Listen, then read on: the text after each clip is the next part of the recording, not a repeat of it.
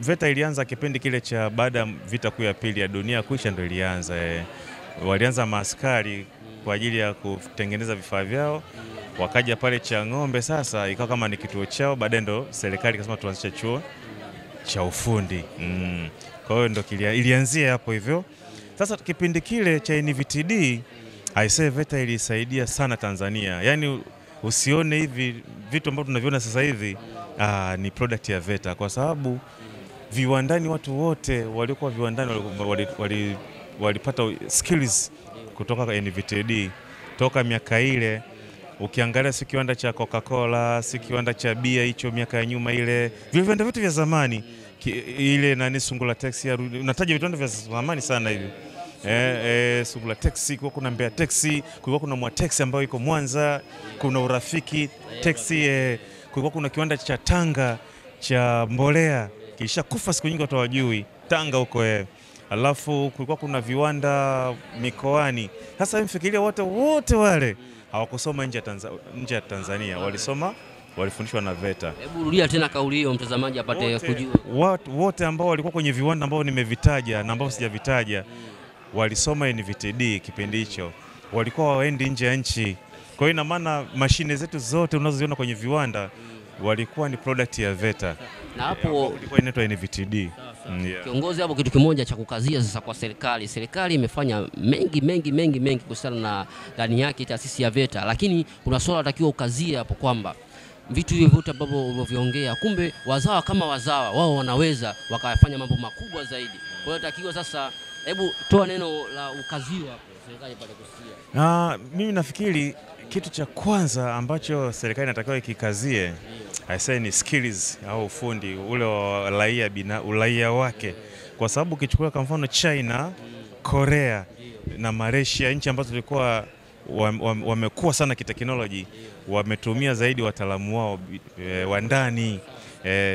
Uwezo kaendelea kwa kutumia wataalamu wa nje. Kwa hiyo mimi nafikiri serikali ikiweka mazingira mazuri kwenye upande wa ufundi, ikawatumia wazawa, tunaweza kupiga hatua moja kubwa sana. Kwa hiyo maana yake ni kwamba kwanza mfumo wa elimu wa uboreshe.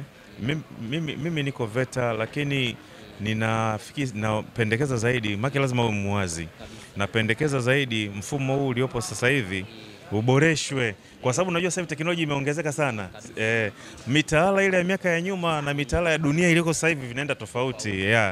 Kwa hiyo serikali iangalie waendae mitaala ambayo inaendana na dunia sasa teknolojia. Tuboreshe tu hapo, tuendane na dunia inapokwenda. Lakini tukisema tunganganie vile vitu vya kizamani vile, tunapoteza muda.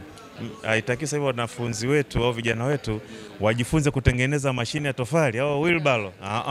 Huko tunarudi nyuma. Inatakiwa sasa hivi tunaona magari ya umeme, basi fani ya magari wajifunze hayo mambo. Kwa sababu dunia ndio inaenda huko. Sasa kuna treni la umeme. Sasa je, mtaala wote tunao? Umeona? Sasa tuna bomba la nini? Bomba la gesi, mafuta na gesi. Je, mitaala inaruhusu hicho kitu? Kwa tuachane na vile vya zamani, kwa sababu vile vya zamani vitakuwa ndani ya vipya. Kwa hiyo naomba serikali sana itafute wataalamu wazuri ambao wanafahamu dunia iko wapi, ikiwezekana hata wakopi na kupesti basi nchi ambazo zimeendelea, kwa sababu mara nyingine hata wanaoandaa mitaala hawa huwa sijui anakuwa na kitu gani, hata sielewi, kwa sababu kuna vitu vingine vya kukopi tu, kwamba Malaysia wameendelea kwa mfumo huu, tukopi hichi kitu kizuri hichi. Lakini sasa wanashindwa hapo. Sasa unakuta mtu anaandika mtaala labda kwenye upande wa metal cutting au welding. Sasa unakata na kuweld kitu gani? Yaani itakuwa ni kwamba mtaala useme kwamba bwana huyu atafanya topic fulani ambayo tunaita module na unity atatengeneza labda nini mashine fulani. Ile mashine mle ndani atajifunza na welding, atajifunza na cutting. Kwa hiyo lazima iongezwe nguvu pale. Tutoke huku chini sana. Kwa vile serikali yetu sikivu, ushaonwa na washasikia mapendekezo yako ambao tena ni ya msingi zaidi.